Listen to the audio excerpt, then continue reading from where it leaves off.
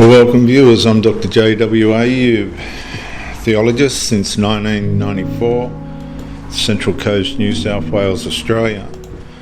We're in the life of Muhammad and the verified revelation structure of the people of the book, episode 26. The Islamic ideology loyalty test. The question with this is no longer hidden. Now the room wants proof, not merely belief, visibility, participation, and alignment. Participation, alignment. In the previous episode, emotional exile began emerging inside the developing Islamic allegiance structure, as questioning increasingly carried relational consequence, silence, distance, and emotional withdrawal. And in this episode, the pressure advances further. The Islamic ideological loyalty test. Because once belonging becomes psychologically fused to preservation of the structure itself, loyalty eventually requires demonstration. At first, the test rarely appears official. Usually it appears relational, subtle, social. The Muslim listener begins noticing moments where silence is no longer enough. Reaction is expected. A statement is expected. A visible agreement is expected. And eventually the deeper realization quietly surfaces. Neutrality itself has started becoming suspicious. And that mechanism becomes extraordinarily powerful because once public conformity begins functioning as emotional reassurance for the collective, visible participation starts regulating trust itself. The Muslim inside the Islamic ideological authority structure begins adapting automatically. What must be affirmed publicly, what hesitation feels dangerous, what language proves alignment, and how much uncertainty can remain visible and safe. The pressure deepens there for the Muslim. Questions become monitored socially, distance becomes interpreted morally, and visible loyalty becomes emotionally protective. And eventually the atmosphere itself begins rewarding conformity, repetition, public certainty, emotional alignment, collective defensiveness, while unresolved examination increasingly carries relational risk. And that's where behavioural governance matures into loyalty performance. Not always through visible coercion, but sometimes through social survival alone. A repeated phrase, an expected outrage, a public defence, a silence that now feels unacceptable. For the Muslim, the nervous system understands before the mouth fully speaks, and eventually the Muslim adherent learns something difficult. Inside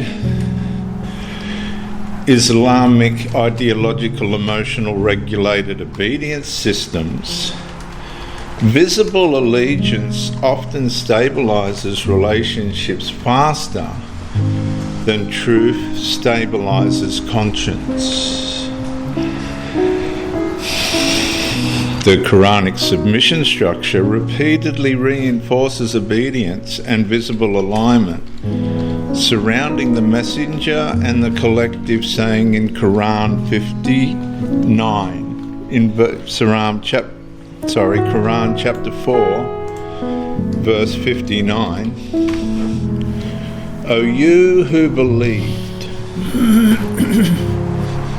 obey Allah and obey the messenger. And that reinforcement matters enormously, because once public obedience becomes emotionally fused to preservation of belonging itself, loyalty signalling can begin replacing open examination gradually and almost invisibly. The atmosphere changes again. Agreement feels safe. Repetition feels righteous, defense feels moral, and questioning feels exposed.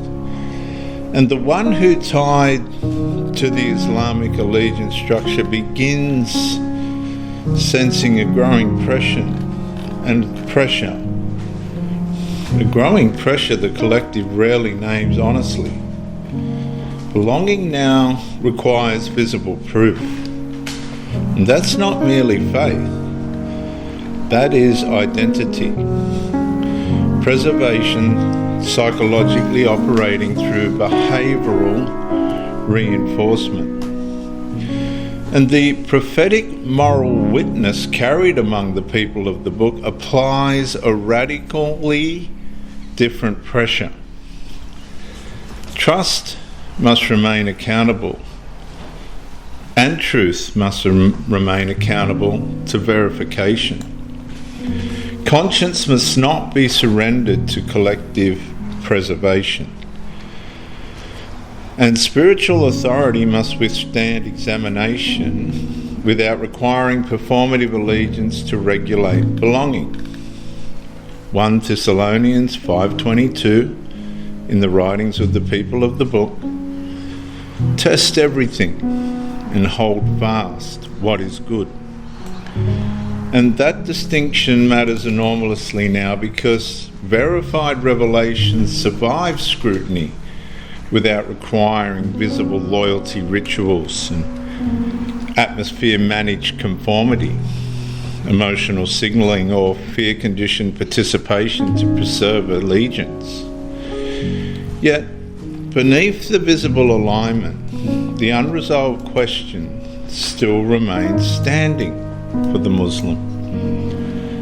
Does Muhammad's Islamic ideological authority structure truly reflect continuity with the prophetic witness carried among the people of the book?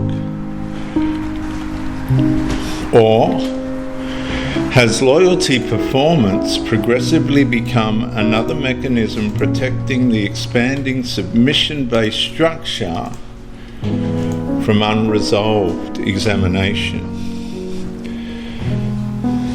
A statement is repeated, a hesitation is noticed, the room watches carefully, and the loyalty test has begun.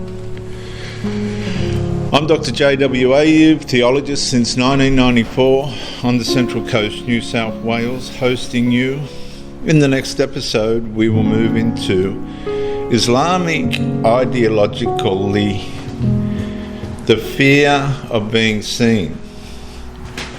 Because once visible allegiance becomes socially necessary, uncertainty itself increasingly begins feeling dangerous to display publicly for the Muslim. Till then, bye for now.